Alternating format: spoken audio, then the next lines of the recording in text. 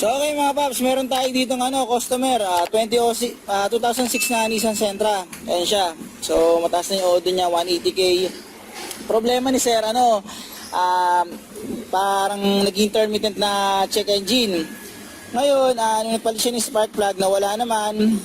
Tapos noon, bumalik naman din nung tumagal yung niya, pagdadrive niya. Meron pagkakataon na parang hirap mag-start, ganyan. Pero okay lang, pero lumalabas yung check engine. Ito yung nakuha ko. So nakuha ko,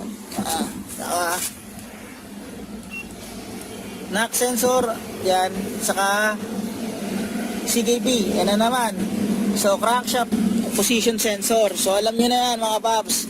So ito, isa sa mga common na issue ng N16, yan CKP na yan.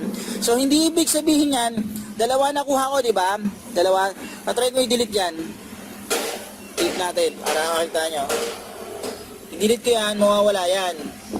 Kung hindi mawala, babalik rin yan. O, yan, bumalik. Kaya ko sa inyo. So yan. So naiwan pa rin dalawa.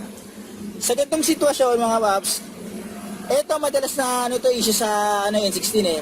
Makikita nyo may knock sensor, di ba? Kapag nagka-problema yung CKP, nadadamay na yung knock sensor. So ang gagawin niya, pag nagkaroon kayo ng issue na ganito, huwag kayong mag-focus sa knock sensor. Mag-focus kayo, yan, sa CKP. Yan, notorious yan dito sa N16.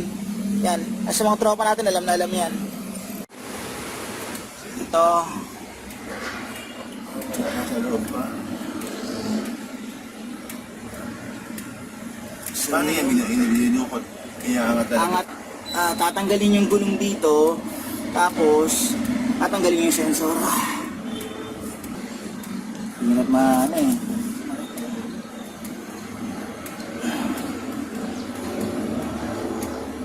Yan siya. So ayan siya mga paps.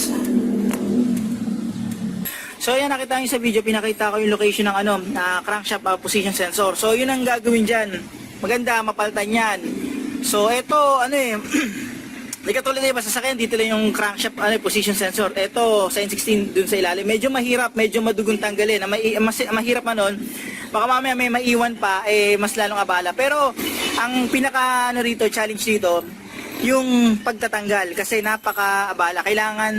Kailangan talagang umilalim ka para matanggal yan, okay? So, madalas yung iba ginagawa, umaayaw kapag pag mano-mano. Kaya ginagawa nila iba, pinapashop na, pinapalifter para kahit paano, mas madaling may access para matanggal. Yun ang magandang term, okay?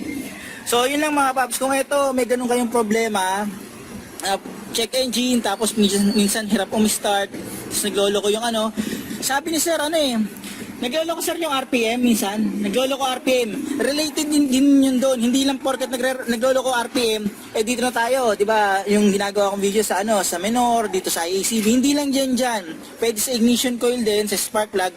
Pwede rin yun sa CKP. Notorious dito sa sa mga N16. Alam yan mga tropa natin, okay? So paano mga paps, maraming salamat sa inyo.